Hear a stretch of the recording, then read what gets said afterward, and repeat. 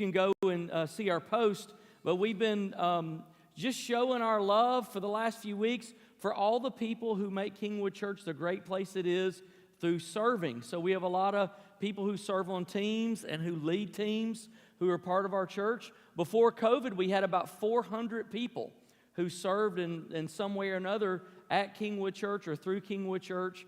And so I know there's a number of you, your ministries have been furloughed and maybe you haven't been able to serve. And then there's others who have served for the first time or maybe found new ministries. And however that happened, we want to say a great big word of appreciation to you today. And we've been doing that online through our posts, and so many of you have been liking that and commenting it, and we appreciate that. And then we've been showing our appreciation as people check in for our volunteer check-in in the morning. But what I want to do is I want to just take a minute. People pray and lead life groups online and lead small groups and serve children. And there's just so many different facets of Kingwood Church that wouldn't be the church that it is without the awesome people who serve here. And so in just a minute, I want us to show our appreciation. But those of you online, there's a cool way to do it. Why don't you just give us some of those fire emojis or praise hands or, whatever you want to do. Maybe you want to make a comment about somebody that you know who serves at Kingwood. But would you just give your love this morning for all the people who serve at Kingwood and make this an awesome church? We appreciate you.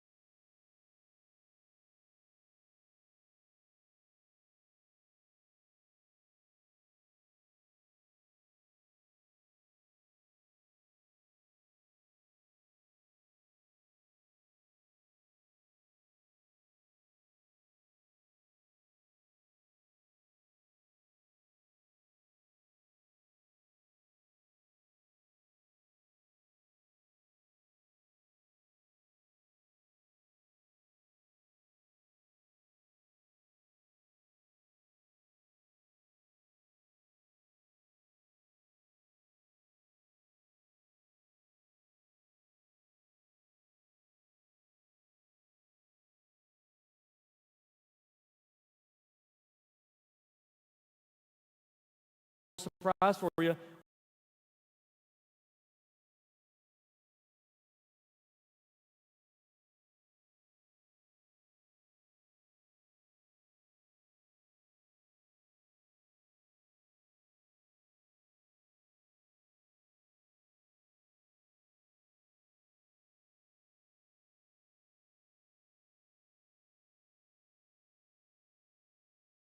Your way out, don't trample. Thank you. Don't trample over each other. Getting out or whatever. They got gobbled up real fast. But get one, put it in your yard, invite a neighbor, whether you're online or in person. We're all online at some time, so you can share the post that we're sharing on Facebook and other social media outlets as we get closer to that event. And this is a great event to invite a friend, someone you know who needs the Christian message. This is a great time to do it, and it's going to be a fantastic evening. So I hope that you'll join us there. Now, just one other thing before we catch up on our series this morning.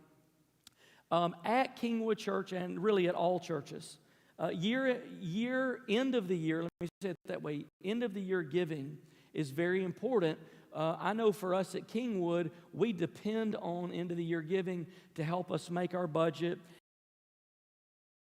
Always a hard month in the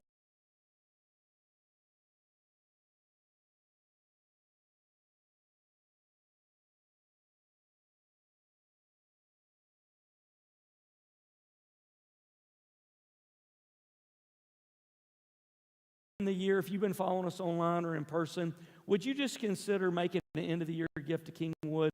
It makes a big difference, and it helps us stay on good footing so that we can keep leveraging everything we've got to be a movement of hope for our community and also for the world.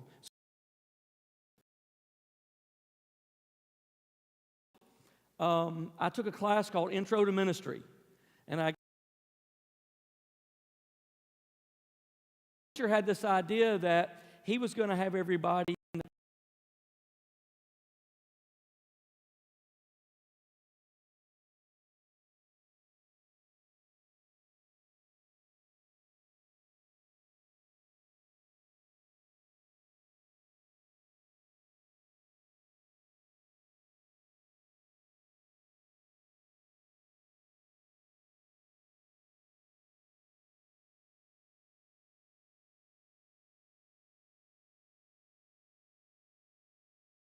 named Tom. And Tom, I think, was from Tom. Like the reason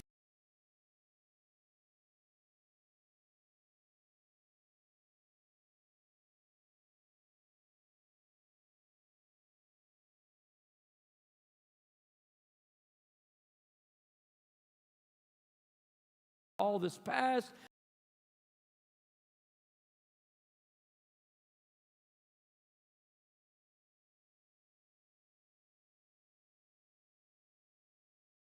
to be saved from it. James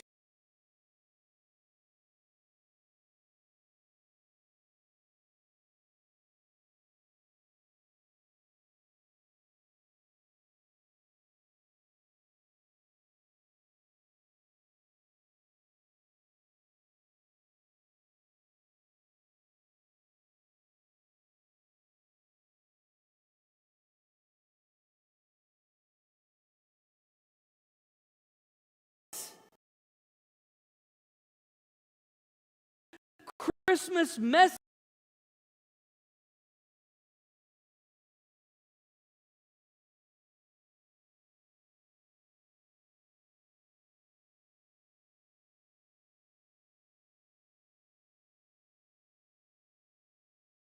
girl Mary, who's too young to have a baby,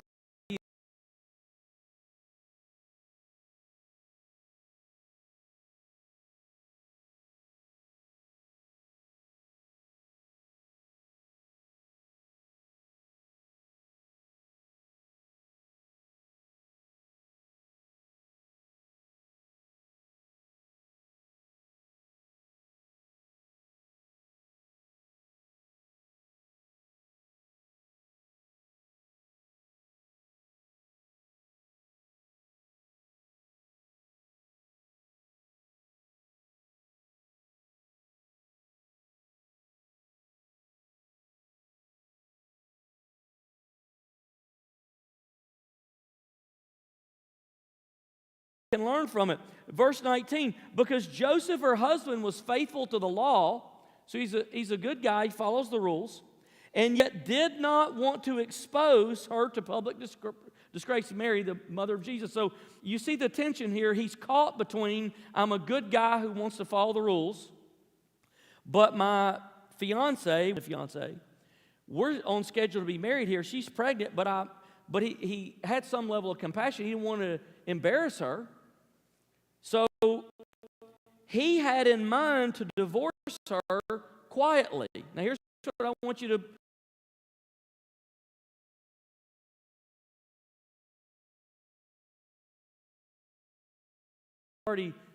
you ever concoct a plan for how you're going to fix something? That's what he had done. An angel of the Lord appeared to him in a dream and said, Joseph, son of David, do not be afraid to take Mary home as your wife, because what is conceived in her is from the Holy Spirit. So the angel says, hey, don't be afraid of this. I know this looks weird. I know this seems weird, but don't.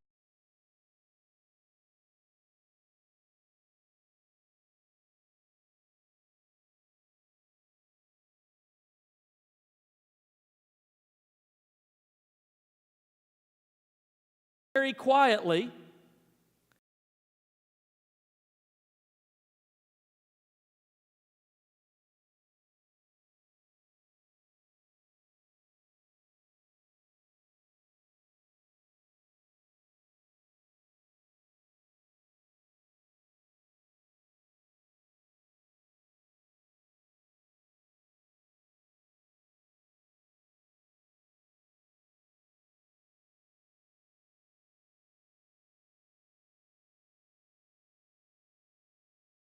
Better.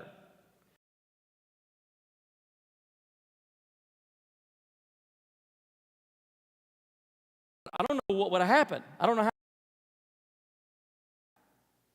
Is it possible, you think, that you and I ever miss God's plan because